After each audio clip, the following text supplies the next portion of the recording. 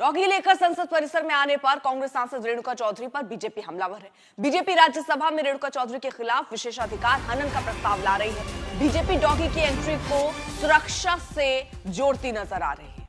सियासी हंगामा इसको लेकर बढ़ता जा रहा है। हालांकि विपक्ष बार बार ये सवाल कर रहा है कि इसमें दिक्कत क्या थी। रेणुका चौधरी खुद ऐसे विवादित बयान देती हुई भी नजर आई, जिसमें उन्होंने कहा कि वो शब्दों का इस्तेमाल खैर मैं नहीं करूंगी, लेकिन जिस तरह से रेणुका चौधरी के खिलाफ अब विशेषाधिकार हनन का प्रस्ताव लाने की तैयारी में लग रही है बीजेपी। लगातार इसका विरोध बीजेपी की तरफ से जताया गया और अब विशेषाधिकार हनन का प्रस्ताव बीजेपी लाएगी।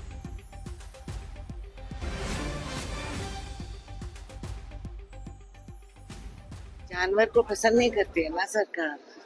गूंगा जानवर गाड़ी में चले गए तो इनको क्या तकलीफ है? काटने वाला कुत्ता दिखा क्या? इतनी सी तो है, काटने वाले और है पार्लियामेंट में, कुत्ते नहीं। सिक्योरिटी कंसर्न कौन सी सिक्योरिटी कंसर्न है? उसका भी पास बनता है क्या? अच्छा बना दो, बाकी तो हम क्या बोले, बना दो पास उसका। जिस प्रकार विवेक को दरकिनार करके रेणुका चौधरी जी ने जवाब दिया कि असली डसने वाले और काटने वाले पार्लियामेंट में बैठे हैं, सरकार चलाते हैं।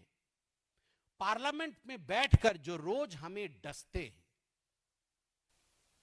मैं उन शब्दों का ना तो प्रयोग करूंगा और ना गुस्से से कुछ कहूंगा, मगर मुझे दुख लगता है कि कांग्रेस के हताशा का स्तर यह हो सकता है कि उनके सांसद इस प्रकार की भाषा का प्रयोग पार्लियामेंट के अंदर बैठे अपने साथियों के लिए कर सकते हैं।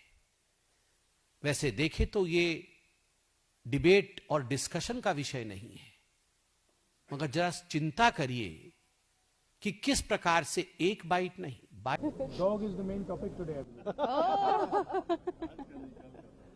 कल क्या कर दिया बेचारे कुत्ते ने? I guess these are the things that India is discussing these days. उनको एहसास नहीं कि लोकसभा राज्यसभा देश की जनता की भावनाओं को प्रतिबिंबित करने वाली है। वहाँ पे अपने डॉग को लेके आए हैं, उस पर सवाल किया जाए तो उस पर जिस तरह का बयान दे रहे हैं, देश को शर्मसार कर रहे हैं, अपने खुद लोकतंत्र का पे कुठाराघात कर रहे हैं और इस पार्लियामेंट का अपमान कर रहे हैं। उनके खिलाफ कार्रवाई होनी चाहिए। हिमांशु मिश्रा हमारे साथ, हमारे सहयोगी इस वक्त जुड़ चुके हैं और जानकारी के साथ। हिमांशु, जरा ये बताइए, अब जिस तरह का प्रस्ताव लाने की तैयारी में बीजेपी है, इसके बाद अब किस तरह का रिएक्शन आ रहा है और क्या वाकई बीजेपी अब इस पर कोई एक्शन लेने के मूड में है?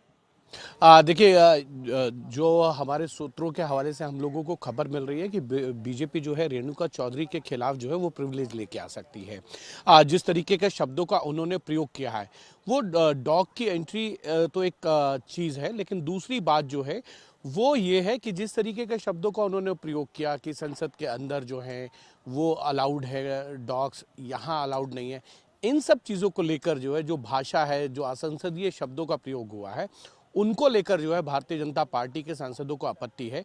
वो प्रिविलेज का मोशन लेके आ सकते हैं, लेकिन प्रिविलेज का मोशन अगर वो लेकर आते हैं तो उसके बाद जो चेयरमैन है राज्यसभा के, उनको ये तय करना पड़ेगा कि जिस आधार पर प्रिविलेज का मोशन लाया गया है वो सही है या नहीं है।